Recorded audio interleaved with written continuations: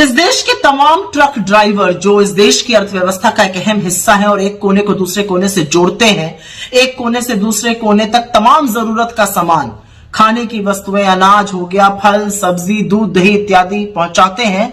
आज क्यों क्षुब्ध है, नाराज हैं, दुखी हैं और परेशान थकार होकर उन्होंने हड़ताल घोषित कर दी है। मीलों लंबी लाइन लगी हुई है। ट्रक की ऑलरेडी सप्लाई डिसरप्शन की खबरें आ रही हैं, तमाम फोटो आ रही हैं जहां पर पेट्रोल पंप पे ना पेट्रोल है ना डीजल है।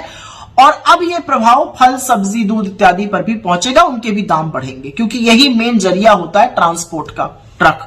ऐसा क्यों हो रहा है? क्योंकि सरकार एक कानून लेकर आई है, हिट एंड रन कानून, जिसके तहत अगर ट्रक ड्राइवर से एक्सीडेंट हो जाता है तो उसके ऊपर 10 साल की सजा और 7 लाख का जुर्माना होगा। ज्यादातर ट्रक ड्राइवर गरीब तबके से आते हैं। अगर इनको इतनी बड़ी सजा हो जाए तो ये चुका तो पाएंगे नहीं और इनके घर पर 2 जून की रोटी कमाने वाला कोई नहीं है।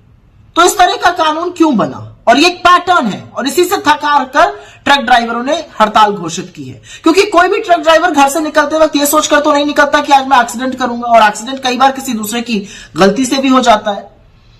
ये एक पैटर्न है। ये कानून बनाया गया जब 150 सांसदों का निलंबन किया गया, बिना बहस के, बिना विचार विमर्श किए, सिर्फ मन में आया ये कानून पारित कर दिया गया। यही किया गया था नोटबंदी के साथ। शाम को 8 बजे आके कह दिया था रात को 12 बजे से नोटबंदी हो जाएगी। लोगों को अपने ही पैसा लेने के लिए लाइन में लगा दिया, अर्थव्यवस्था चौपट कर दी।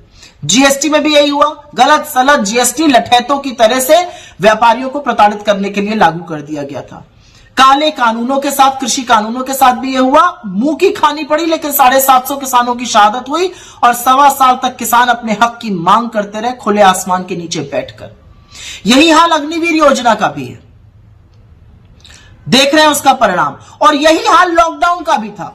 बिना मोहलत दिए आकर बोल दिया सामने से देश में लॉकडाउन लग जाएगा। हजारों दैनिक मजदूरों को पैरों के छालों के साथ चिलचिलाती धूप में सड़कों पर चलवा दिया था। तो ऐसे कानून क्यों बनते हैं? क्योंकि यह सरकार ना विशेषज्ञों की राय लेती है, ना जो प्रभावित तबका है उससे विचार विमर्श करती है।